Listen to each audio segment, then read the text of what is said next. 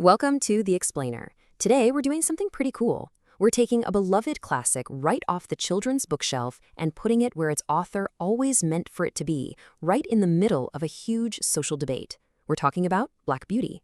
But not as a simple story about a horse. Nope. We're looking at it as a revolutionary piece of protest that actually changed the world for those who couldn't speak for themselves. So, to really get Black Beauty, you have to picture the world it came from. I mean, think about it. No cars, not really any trains like we have now. The whole engine of society, getting goods to market, plowing fields, you name it. It was all powered by the muscle of horses.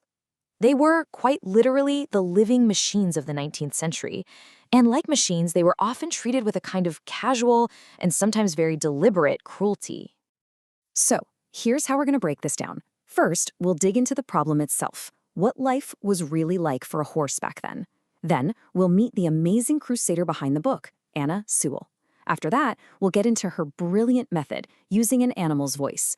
We'll unpack the core message she sends through a journey of different owners, and finally, we'll look at the incredible, lasting impact of this one single book. Okay, so let's jump right into that first point, the tough reality of a horse's life. In 19th century England, we're not talking about cherished pets here. For the vast majority of horses, their world was one of being treated as, well, living tools. Wow, this slide really just lays out the massive shift, doesn't it? On the left, you see the 1800s. A horse is just equipment. They were subjected to awful things like the check rein, which was this device used to wrench their head into a painfully high position just because it was considered fashionable. They were overworked, barely fed, and had pretty much zero legal protection. Now compare that to the right, the world this book helped build, where horses are so often seen as partners, protected by laws, and trained with kindness. It's a night and day difference. So, who was this person, this quiet crusader who felt she had to speak up for these animals? Well, let's meet the author, Anna Sewell. You know, when you look at this timeline of her life, everything just clicks into place. A childhood injury left her with a permanent disability, which meant horses and carriages were her lifeline. It's how she got around, how she saw the world, so that daily reliance, you can see how it built this incredibly deep empathy. And here's the part that's just so poignant. Her health was failing, and she spent her last few years dictating her one and only novel to her mother. She died just 5 months after it was published, never really knowing the massive impact her life's work would have. And this quote, this really gets to the heart of it all, you know? This book was never about getting famous or making money. It was a very focused, quiet protest. It was an act of service that came from a really simple, powerful desire to help the animals that she cared so much about. So that brings us to her amazing method. I mean, how do you even do that? How do you get an entire society, a society that sees an animal as a machine, to actually care about its suffering? Well, what Sewell did was, honestly, pretty radical for the time. She decided the most convincing argument wouldn't come from a person watching from the sidelines. No, it had to come directly from the victim. So she wrote the autobiography of a horse. But okay, why? What does that really do? Why is telling the story from a horse's perspective so unbelievably effective? This right here, this perspective is the secret sauce to the book's power. By putting us right inside Black Beauty's head, Sewell makes us feel it all. The confusion of being broken in, the sharp pain of a whip, the aching strain of pulling a cart that's too heavy. We see the world from his point of view. It's an absolute masterstroke because it turns the horse from an object, from property, into a thinking, feeling character. And that makes the argument for kindness so personal, you just can't ignore it.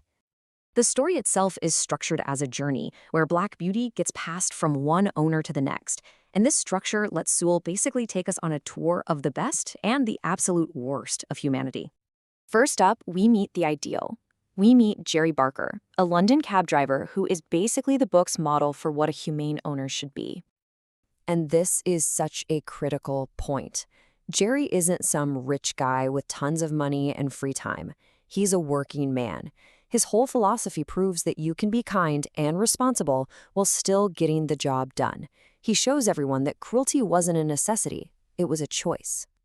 But of course, the story immediately throws a huge contrast at us. We meet characters like Reuben Smith, and his story shows how human weaknesses, even when they aren't meant to be malicious, can lead to terrible suffering for animals. What makes Reuben Smith such a brilliant character is that he's not just a simple villain. He's actually good at his job. He knows how to care for horses.